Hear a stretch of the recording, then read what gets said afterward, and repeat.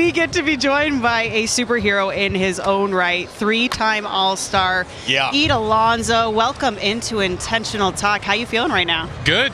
Just super stoked to be here, and what an environment. Dude, I'm going to tell you right now, I picked you yesterday, no doubt about it. I love everything about you because you care. Talk to us how tough that derby is, not hitting home runs because that's what you do in your sleep, but literally the cardio aspect of it. You guys it's got to be worn out. Well, I mean, as much it is a strength contest, it is an endurance contest. And I mean, you saw Vladdy. I mean, he was the most, he was in it to win it the whole way, but he did just enough. I mean, Julio, you could kind of see his fatigue in the second round, but I mean, my heavens, how about that first round? That was the best home run derby round of all time. It made you want to set your hand because he had this little set, and it seemed like everything was a home run. But I want to ask you something real quick before they ask the question. Were you always a home run hitter, because I got kids, they got kids, we all got kids. Sari has no kids, right? You have no kids yet? 0. Got it.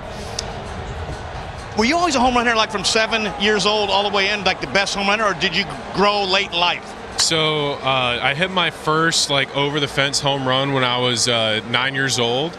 Wow. And I mean, for me, I've always been someone who hits the ball hard. Yeah. I didn't necessarily tap into hitting home runs until I got to college.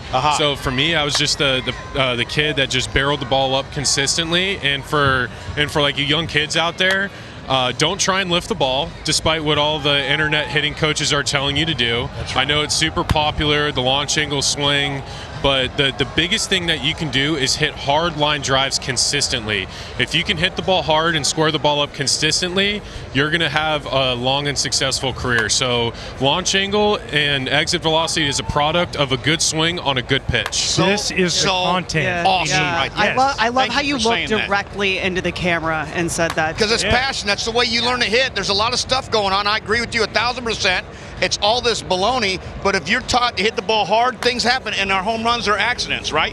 Home runs are thrown. They are not hit. That's right. That's right. Your hanging sliders are throwing. I threw a lot of home runs. Well, no, We it's hit the same thing as pitching. At the end of the day, spin rate cool, velocity cool, but if you can't locate, doesn't matter. It's all about location, and that's a byproduct of just hard work. So the same sort of thing. Worry about location. Speaking of location, is this true? Last night you said you were going to try and hit the DJ. Yeah, I mean, I was just you came real close. Yeah, my entire approach is, I was just trying to just use that hitter's eye as a backboard. That's all I was trying to do. Yeah, I thought maybe it was a music choice, he was going Sandstorm. You didn't like that. DJ was great yesterday. He was really good. Yeah. He was good. One of the coolest things that you did is you signed each and every one of the balls that you were hitting yesterday. Why did you do that? So I appreciate all the good publicity. I've been asked about that, but he's like, I only signed 2. All the home run. So every player signs probably about 24 baseballs, and they get put in the ball hopper, and it's really cool because every ball that's signed.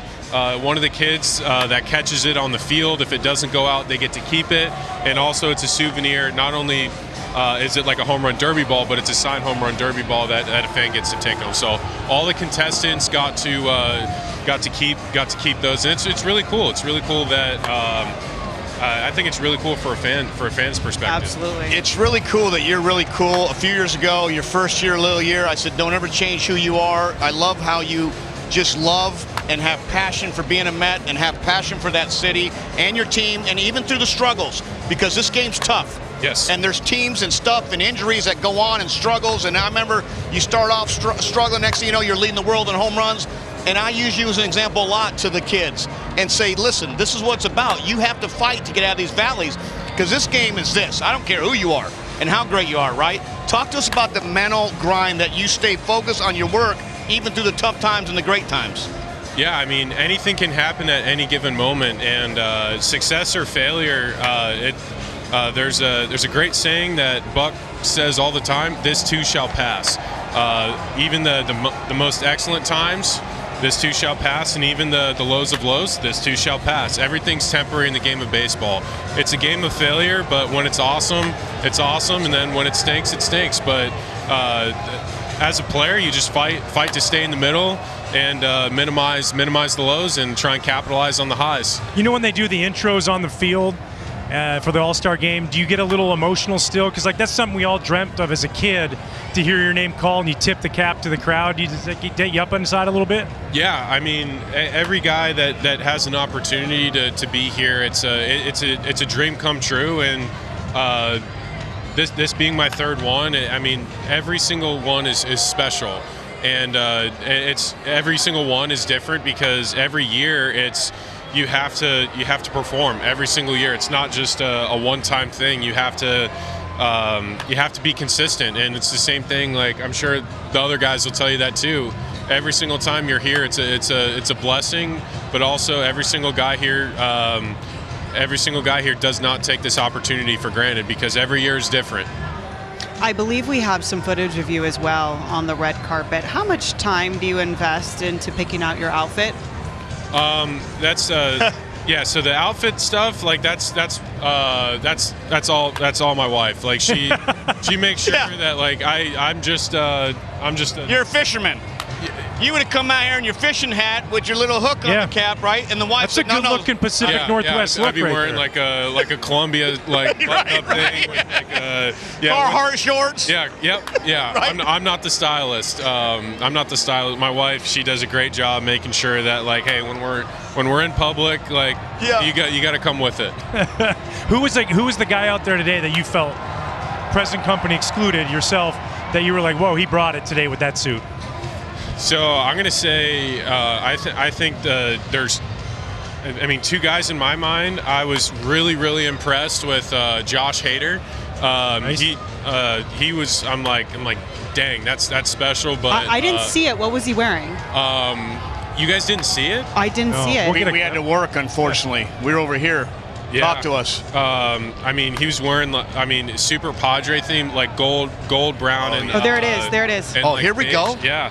Yeah, I was super impressed. I mean, the Haters look was awesome. Dude. And then also Devin Williams. Devin Williams looked like this like awesome maroon and pink with a great pattern. It just worked. I mean, those two guys for me, I think they combined like the modern suit, but also had like a classic fit. So really cool. I loved watching Mookie Betts was pretty sharp, and we had Bo Bichette, which was awesome. I think next year when you're on your fourth All-Star game, have you ever considered coming out shirtless? Because one thing about you and me is that we love to take our shirt off. I love dad's bod. You obviously don't have a dad's bod, but this is the polar bear at his best. So next year, is there any chance I can talk to your wife and we maybe go shirtless? So that's old. That's old me. So that's 2019. So I've actually lost a bit of weight. So maybe I'd look a lot different than shirtless than that next old year. one. Yes, I know. But last year, Starling Marte. So he looks like a Dick's Sporting Goods Under Armour mannequin. Yes. Like just chiseled. Like I mean, he looks like a Greek god. So I mean, I don't know if I can compete. He with just that. goes first. You let him go way ahead of you or way after you. Yeah, I mean. Yeah.